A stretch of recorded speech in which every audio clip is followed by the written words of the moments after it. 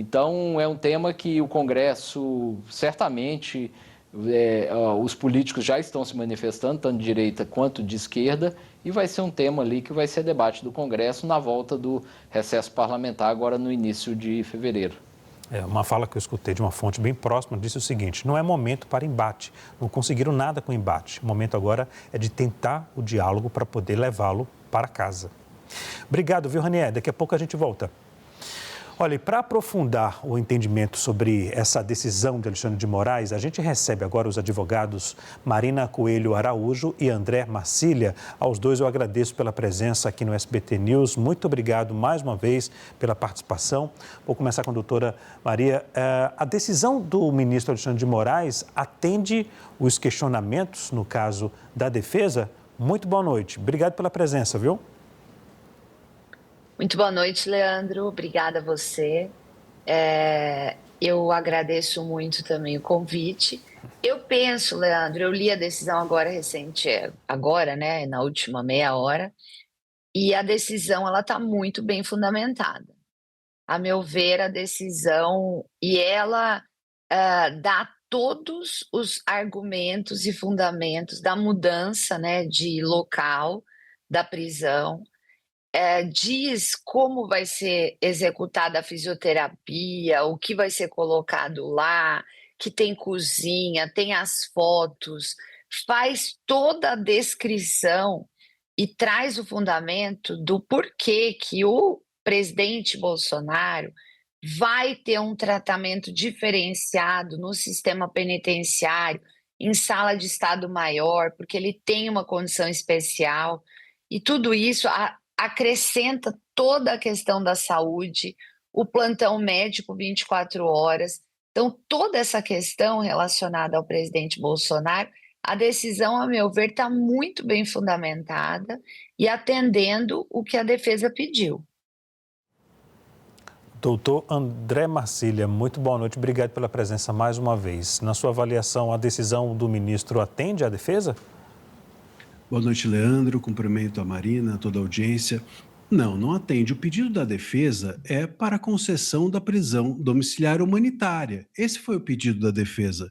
O Moraes, ele simplesmente concedeu vamos chamar assim, benefício que ninguém pediu e ignorou o que foi pedido.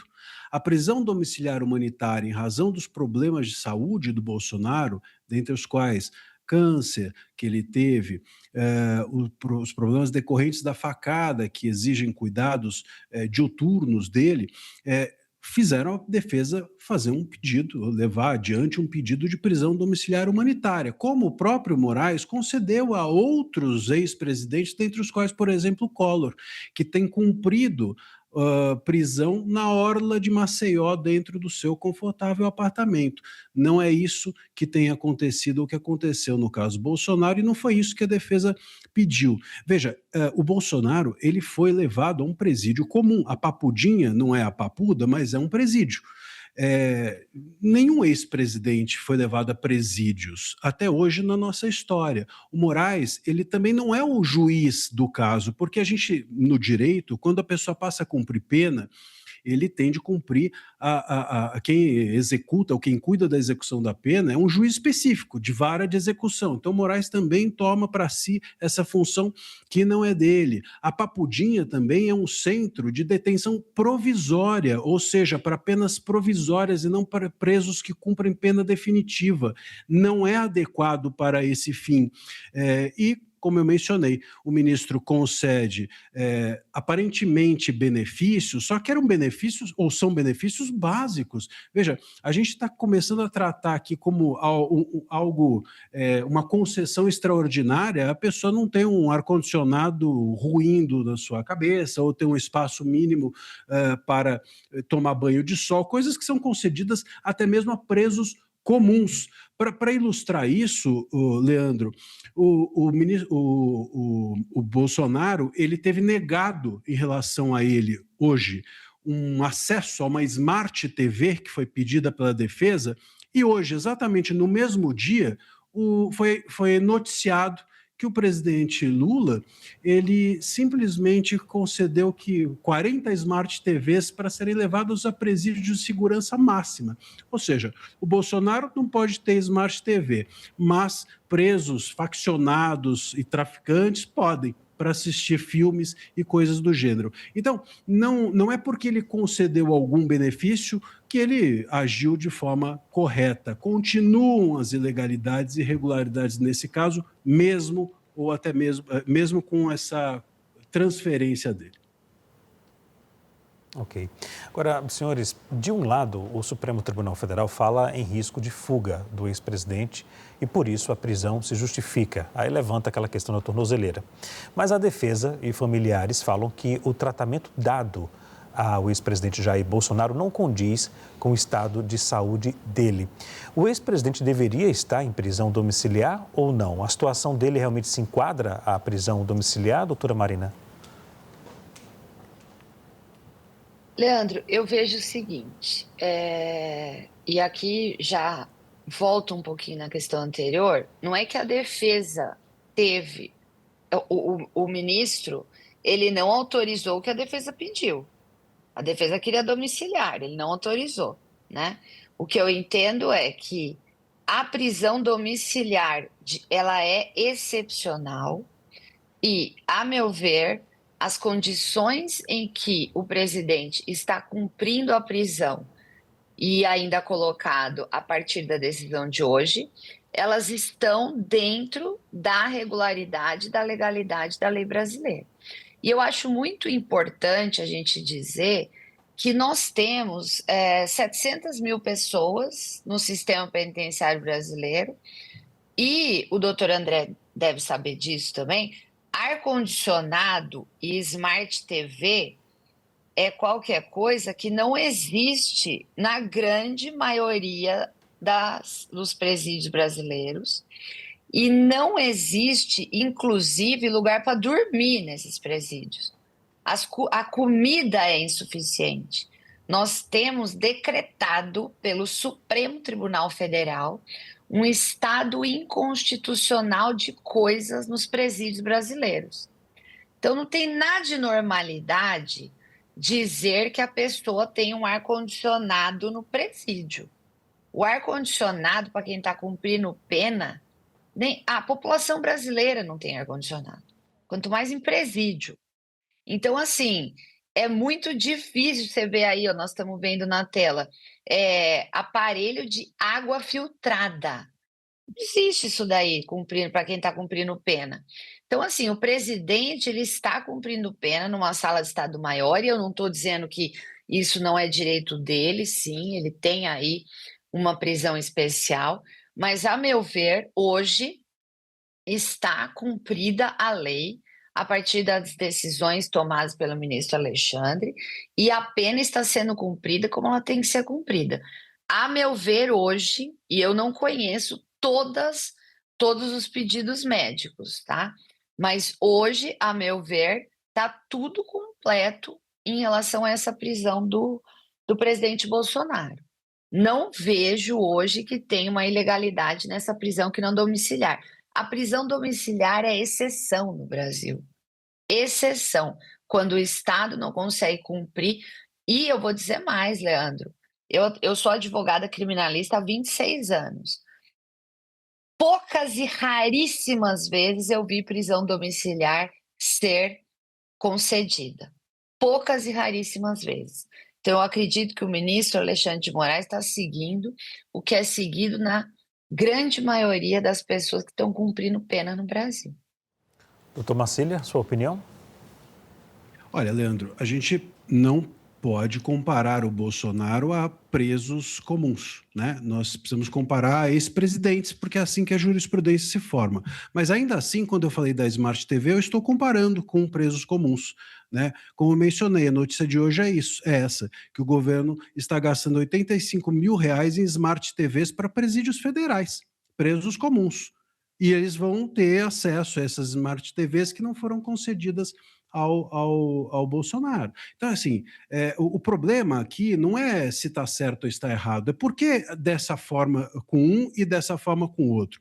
Se a gente compara também a prisão domiciliar que o próprio Moraes concedeu ao ex-presidente Collor, ele está, repito, cumprindo na sua casa, na orla de Maceió, com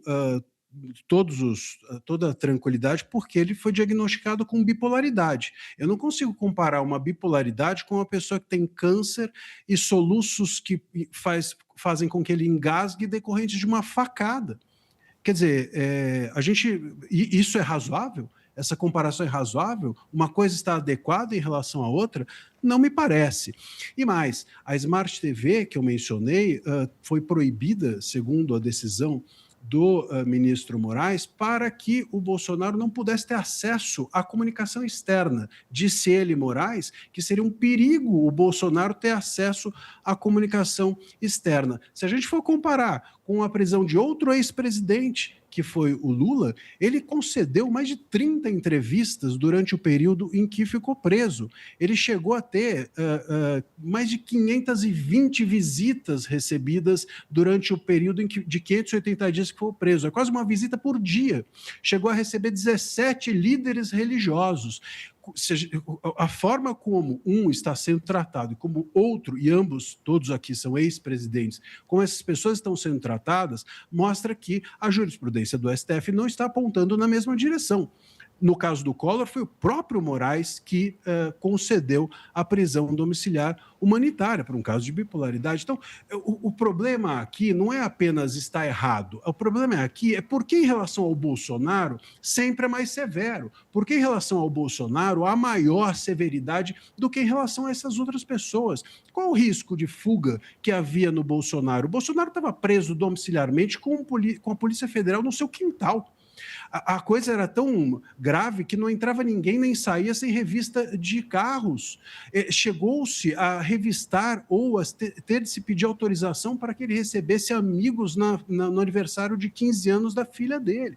Então, quer dizer, esse tipo de incoerência nas decisões do próprio ministro Moraes é que me levam a dizer que, sim, há um erro e que a gente pode, inclusive, caracterizar o Bolsonaro, a meu ver, como um preso político.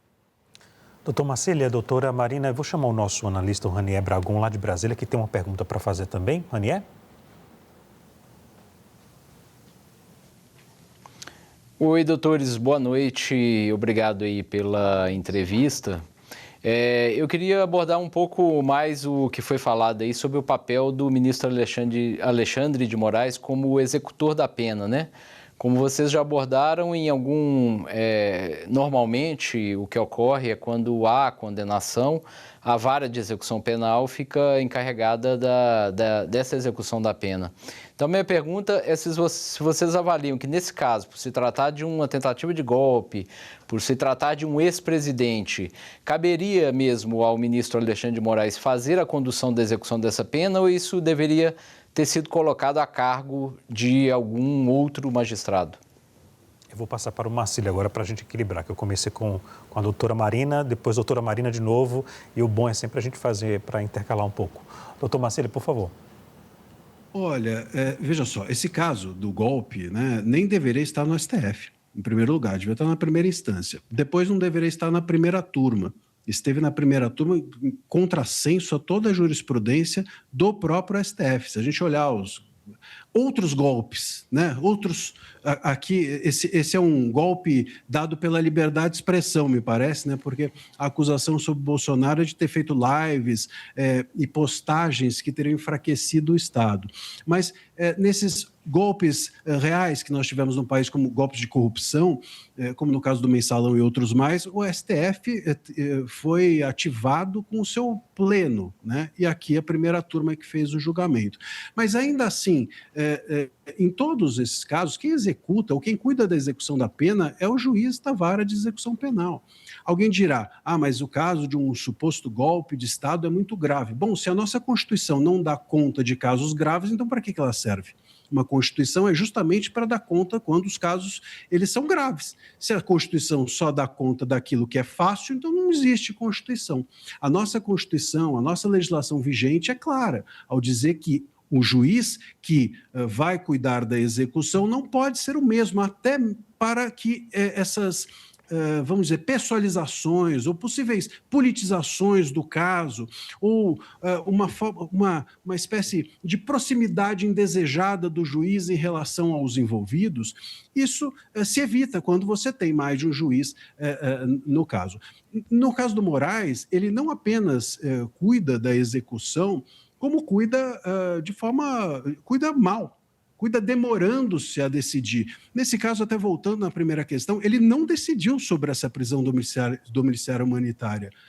Não houve decisão nesse caso. Claro, implicitamente, a gente pode dizer que ao conceder a transferência, houve uma decisão implícita, mas expressamente não está lá. Ele não rejeitou o pedido de prisão domiciliar humanitária, ele apenas concedeu esse. Então, o Moraes demora para dar decisões, o Moraes não conhece a realidade próxima dos fatos ou dos presos a ponto de ser um bom juiz da vara de execução penal. E é para isso também que deve haver outro juiz. E me lembro até que, algum tempo atrás, em relação aos réus do dia 8, por exemplo, aquele réu que havia derrubado um relógio de Dom João VI, houve até a situação de um juiz de uma vara de execução penal ousar divergir do Moraes e soltar o preso, e não apenas a decisão dele foi cassada, como o próprio juiz teve de se desculpar publicamente, o que é algo constrangedor para o judiciário como um todo. Então, esse tipo de situação do Moraes exercer muitas funções para além da de juiz, né, não apenas cria uma proximidade indesejada dele em relação ao caso, como também não possibilita que ele conheça a realidade desses réus suficientemente para dar decisões justas. Doutora Marina? Leandro, eu penso que o ministro Alexandre de Moraes é o que mais conhece a realidade dessas pessoas e a realidade desse lugar. O ministro Alexandre de Moraes, diferente de muitos juízes de execução, inclusive, ele fez visitas pessoalmente para ver esses lugares. Então, assim, eu não vejo que esse é o problema, não é falta de conhecimento. Podemos divergir sobre a questão da competência. A questão da competência da execução, ela tem, sim, um fundamento exatamente na questão da prerrogativa de função, que é o presidente Bolsonaro. E que isso foi já para julgamento no STF e que o STF teria que fazer, então, esse juízo da execução. Podemos divergir em relação a isso, que a competência não é do STF. Eu entendo que, uma vez que o STF julgou, nesse caso ele tem que acompanhar a execução. Agora, em razão de conhecimento, acho que tem poucas pessoas nesse Brasil que conhecem o sistema penitenciário como o ministro Alexandre de Moraes. Ele foi delegado da Polícia Civil em São Paulo, ele foi promotor de justiça, foi ministro da Justiça e agora é ministro do STF. Ele conhece como poucos, e a decisão de inconstitucionalidade do sistema penitenciário brasileiro, do Estado inconstitucional, foi dada em uma ação que o ministro Alexandre de Moraes é relator. Então, ele conhece isso, acho que o conhecimento dele não tem como ser colocado à prova aqui. Ele conhece muito. Podemos divergir quanto à competência da execução da pena. Eu entendo que, da mesma forma que a pena está sendo executada no caso do presidente Collor, que o doutor André citou aqui, está sendo executada e também pelo STF. No caso do presidente Bolsonaro, eu entendo que a competência também é do STF, uma vez que eles tiveram. Agora não consigo rebaixar para a primeira instância essa competência da execução. Eu entendo que ele tem competência e entendo que está cumprindo as regras e muito mais ainda explicando por que está fazendo isso na decisão de hoje. E uma coisa é certa em relação à prisão domiciliar. O ministro Alexandre de Moraes, hoje, na decisão que ele deu, ele diz que não estava decidindo ainda a prisão domiciliar, porque faltava elemento relacionado a relatórios médicos, que ele pediu para serem complementados. Então, ele fez isso na decisão hoje expressamente. Disse, eu quero ainda complementar relatórios médicos. Então, ele está esperando mais informação para decidir sobre a prisão domiciliar. Acredito, Leandro, que a depender desses relatórios, a gente pode ter novidade pela frente em relação a essa questão da prisão domiciliar. Agora, uma coisa que atrapalha demais, eu vejo, Leandro, e eu vi que vocês estavam falando aqui, você e o Ranier, sobre isso, é toda essa... o tanto que a família do preso fica criando factoide de um lado, de outro, e fala com um, fala com o outro, critica. Deixa os advogados agirem, sabe? Acho que essa criação de fatos e coisas em relação à prisão e não, isso acaba atrapalhando demais. Deixa os advogados pedirem, as questões acontecerem dentro ali do espectro da justiça, que vai facilitar até para o preso. Então, eu vejo uma situação muito complicada do presidente Bolsonaro por conta da atuação da própria família dele, que atrapalha muito a tranquilidade do processo de execução do presidente, que, concordemos ou não, ele está condenado definitivamente a 27 anos de prisão. Agora, senhores, muitos questionam os questionamentos da defesa. A defesa do ex-presidente Jair Bolsonaro acerta nos questionamentos, doutora Marina? Qual questionamento você se refere, Leandro? Questionamentos em relação a que não teve acesso, por exemplo, a todas as denúncias feitas lá atrás pelo delator, a todo o material, que seria muito material, que a condição de saúde do ex-presidente, que ele deveria ir para a prisão domiciliar, porque por causa da idade, além da idade, ele tem problemas de saúde, toma medicação. A senhora acha que esses questionamentos da defesa, ou então outros pontos, como a questão da televisão também, do barulho do ar-condicionado, do aparelho de ar-condicionado, esses questionamentos são corretos ao fazer ou não? Ou eu coloco um outro ponto aqui que muitos questionaram também. Um juiz tem que pensar e tem que avaliar quando a prisão é para um presidente da República, comparando com outras prisões lá atrás, ou não? O modelo, a forma de prisão tem que ser igual para qualquer um, seja presidente da República ou qualquer brasileiro. Tem que haver uma certa diferença? Isso foi até também levantado por alguns advogados. Eu entendo, Leandro, que a defesa está correta. Por exemplo, a questão do ar-condicionado, que fazia barulho o dia inteiro, está correto isso. Não dá para a pessoa... Pode até parecer uma situação de tortura, né? Ficar a pessoa o dia inteiro naquele barulho. Eu entendo que os questionamentos estão corretos. A defesa tem que fazer isso. E sabe que a defesa, no Brasil, na nossa Constituição Federal, a execução da pena ela tem que ser individualizada. E isso significa, Leandro, que cada execução de cada preso tem que ser tomada individualmente. A situação de um, ela não se comunica com o outro necessariamente. Pode ser que, pela análise, as situações sejam iguais, mas eu tenho que avaliar individualmente.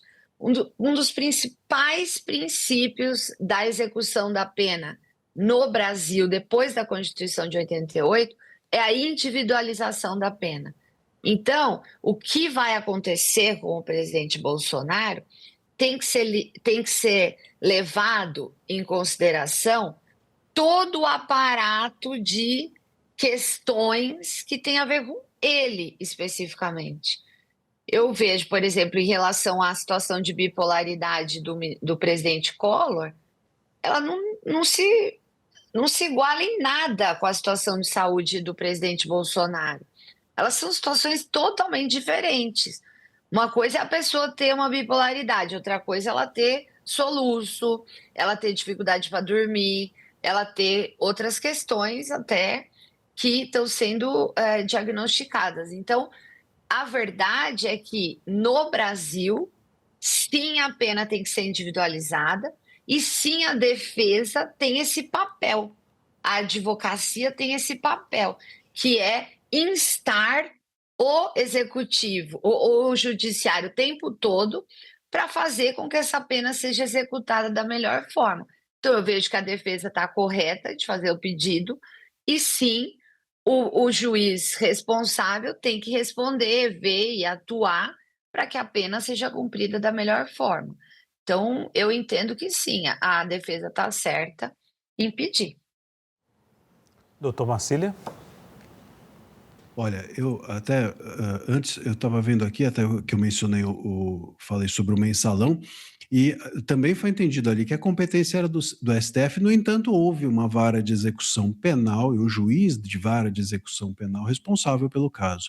Então, daí a gente percebe como nós estamos diante de casos específicos. O caso Bolsonaro é um caso específico. Parece que, enfim, a jurisprudência muda em relação a ele.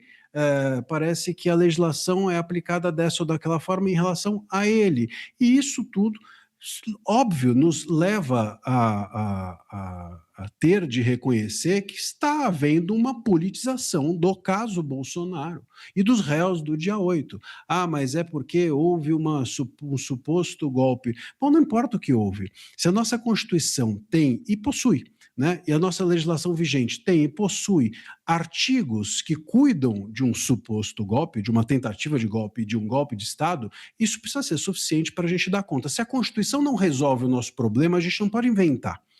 Se o ministro Moraes conhece a realidade criminal porque ele foi promotor, ou enfim, isso não importa. Importa que a gente precisa cumprir a lei. O que mais conhece a realidade do país é aquele que cumpre a lei. Se alguém conhece a realidade concreta, pode ser delegado, mas não pode ser um juiz. O juiz precisa conhecer a lei acima de qualquer outra realidade. Essa é a realidade concreta que importa ao ministro, conhecer a lei, a legislação e a Constituição e cumpri-la. A diferença entre presidente e outros réus e tal, isso não existe na nossa legislação fixado, mas existe uma jurisprudência pacificada dentro do próprio STF a respeito de que ex-presidentes merecem um tratamento diferente, não apenas por respeito ao cargo, o que já seria suficiente, mas também por uma questão de segurança, são pessoas públicas, e por óbvio, se são pessoas públicas, isso suscita não apenas discussão, como estamos fazendo aqui a respeito do caso na mídia, como também interferências da família, isso é normal. Se nós não quisermos que, enfim, que a família se manifeste, ou que a família traga a sua visão, ou que a imprensa discuta o caso, bom, então, sem dúvida, nós, a meu ver, estamos caminhando na direção errada, né? Se o caso é midiático, faz parte, tudo isso faz parte e deve ajudar. É que nem a seleção está jogando, é natural que cada um tenha uma visão sobre quem é o jogador a ser escalado. Não dá para um juiz querer trabalhar em sigilo, como muitas vezes acontece nesse país, ou de forma nos bastidores, ou com tranquilidade, se ele está tratando de um caso midiático. Se há algum incômodo dos ministros com o barulho da mídia ou da família, eu creio que os ministros deveriam, então, entregar o caso para outro, como deveria ser, inclusive, desde o início. Esse caso não deveria estar, a meu ver, com o ministro Moraes, desde o início, muito menos agora. Rapidamente, sobre as provas que você mencionou, Leandro, de fato, essa questão do acesso às provas foi muito importante, muito levantado pela defesa, aliás, por todas as defesas, mesmo dos réus do dia 8. Eram 7 terabytes ou 70 terabytes, uma coisa absurda. Tinha tanto material ali que eles, nem a inteligência, nem colocando para a inteligência artificial resumir, não daria tempo suficiente para cumprir o prazo de manifestação. E isso depois de muita reclamação de que a defesa também queria acesso às provas que estavam, ou aos documentos que estavam com a Polícia Federal. Vamos nos lembrar que durante esse processo do Bolsonaro, chegou a PGR a ter documentos da Polícia Federal, o juiz, o Moraes, e a primeira turma, ter acesso a documentos da Polícia Federal, e a defesa não tinha. Quer dizer, você tinha quem ia julgar, quem ia acusar documentos na mão que a própria defesa não possuía. Isso não faz sentido. Isso, dentro de um Estado democrático, gera o que a gente chama de falta de paridade de armas. Todos precisam estar em iguais condições para debater a mesma coisa. Então, isso tudo também nos leva a uma inevitável conclusão de que houve, desde o início desse processo todo, uma politização. E a gente não pode ficar justificando todas as excrescências surgidas nesse processo ou nesse julgamento a partir de que, não, mas é que é um golpe de Estado, não, mas é que é muito importante, não, mas é que houve aqui... Bom, se as exceções criadas pelos juízes se justificarem porque o caso é importante, então, enfim, para que serve a Constituição? Senhores, vamos à última pergunta agora com o nosso colega Ranier. Ranier? Doutores, eu queria saber a opinião de vocês em relação ao fato de, nesse caso, ter havido um pedido da defesa, que era um pedido para concessão da prisão domiciliar, e a decisão do juiz ter sido, não no sentido de aceitar ou de negar esse pedido, mas no sentido de tomar uma outra decisão, que foi a transferência da cela da Polícia Federal para a Papudinha. Isso é uma decisão comum, natural, normal, na visão de vocês? Eu vou pedir para a doutora Marina começar agora. Sempre a execução, ela é definida pelas autoridades públicas. A defesa pede, e o que a defesa pediu foi, olha, a prisão não está adequada. Tem barulho de ar-condicionado o dia inteiro, ele não consegue receber visita, tem a questão da fisioterapia que ele precisa fazer logo no começo da noite para poder dormir sem soluço. Então, tem algumas questões que não estão podendo acontecer onde ele estava alocado, onde ele estava cumprindo pena. Então, a defesa pediu a prisão domiciliar. A autoridade disse o seguinte, olha, a prisão domiciliar é exceção. Eu vou precisar ainda de outros elementos para decidir sobre isso. Mas, enquanto eu não decido sobre a prisão domiciliar, eu vou resolver esses problemas que a defesa está pedindo.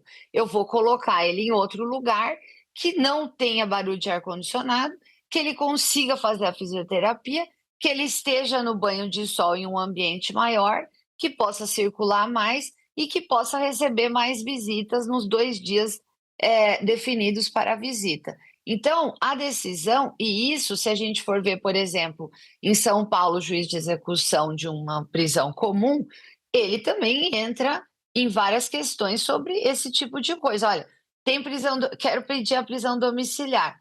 Por quê? Porque não tem a condição médica ali naquele local, não tem o presídio, não está conseguindo atender. O que o juiz faz? Não, tudo bem, vou falar com a Secretaria da Administração Penitenciária e vamos mudar o preso de local. Não vai para casa, ele vai para um local que atenda às necessidades dele. Então, assim, eu não entendo que essa decisão é ilegal e nem que essa decisão é muito extraordinária no sistema de execução de pena no Brasil.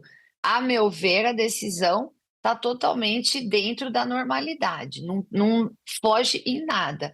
Muito pelo contrário. O que lista o ministro que vai ser possível para o presidente, a meu ver, pelo que a defesa pediu, vai atender.